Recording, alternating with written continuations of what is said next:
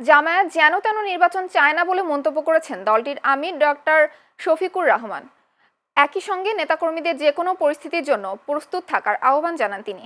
আজ ফেনীতে রুকন সমাবেশে যোগ দিতে যাওয়ার পথে কুমিল্লার সদর দক্ষিণ উপজেলার পদুয়ার বাজারে এক পথসভায় এসব কথা বলেন তিনি। ডাক্তার শফিক বলেন, আগামীতে যে কোনো ফ্যাসিবাদের বিরুদ্ধে কঠোর প্রতিরোধ গড়ে তুলতে হবে। রাজনীতিতে লুটপাটের অভিযোগ তুলে তিনি আরও বলেন, বাংলাদেশে ইদানিং কিছু রাজনৈতিক দলের দখল ও লুটপাট প্রত্যক্ষ করা যাচ্ছে। ফেনীতে যাওয়ার পথে কুমিল্লায় পৃথক 4টি পথসভায় অংশ নেন জামায়াত আমির।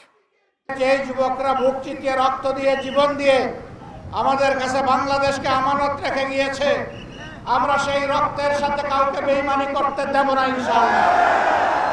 তাদের রক্তের পূর্ণ পবিত্র মূল্য আমরা পরিশোধ করতে চাই। আমরা চাই এই ধরনের রক্ত যেন এই জাতিকে বারবার দিতে না হয়। কাজেই আগামী নির্বাচন সুষ্ঠু হওয়ার উপর সেটা নির্ভর করবে। আমরা যেন তেন কোনো নির্বাচন চাই না।